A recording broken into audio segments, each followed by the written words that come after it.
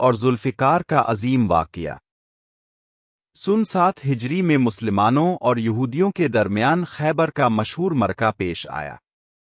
خیبر کے قلعے بہت مضبوط تھے اور بڑے بڑے بہادر جنگجو ان کی حفاظت کرتے تھے۔ مسلمانوں نے کئی دن کوشش کی مگر قلعہ فتح نہ ہو سکا۔ رات کو رسول اکرم نے فرمایا، کل میں جھنڈا ایسے شخص کو دوں گا جو اللہ اور اس کے رسول سے محبت کرتا ہے، اور اللہ اور اس کا رسول بھی اس سے محبت کرتے ہیں، اللہ اس کے ہاتھوں فتح عطا فرمائے گا۔ تمام صحابہ سوچنے لگے کہ یہ سعادت کس کو ملے گی۔ اگلی صبح حضور نے حضرت علی کو بلایا۔ اس وقت حضرت علی کی آنکھوں میں تکلیف تھی۔ نبی کریم نے اپنے مبارک لعاب دہن سے ان کی آنکھوں پر ہاتھ پھیرا اور فوراً شفا ہو گئی۔ پھر آپ نے حضرت علی کو جھنڈا عطا فرمایا۔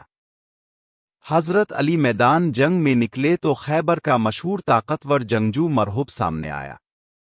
وہ غرور سے اپنے کارنامے بیان کر رہا تھا۔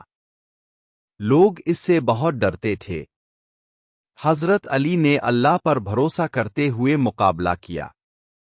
سخت جنگ ہوئی، آخرکار حضرت علی نے اپنی تلوار کے وار سے مرہب کو شکست دے دی۔ اس کے بعد مسلمانوں کا حوصلہ بلند ہو گیا اور خیبر کا قلعہ فتح ہو گیا۔ روایات میں آتا ہے کہ اسی جنگ میں حضرت علی کی تلوار کو ذوالفقار کے نام سے مشہور شہرت ملی۔ اس تلوار کے بارے میں یہ مشہور جملہ بھی بیان کیا جاتا ہے، لا فتح لا علی لا سیف لا ذوالفقار۔ علی جیسا بہادر کوئی نہیں اور ذوالفقار جیسی تلوار کوئی نہیں۔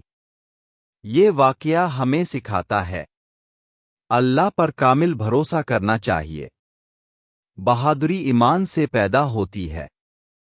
غرور ہمیشہ شکست کھاتا ہے۔ سچا مجاہد حق اور انصاف کے لیے لڑتا ہے۔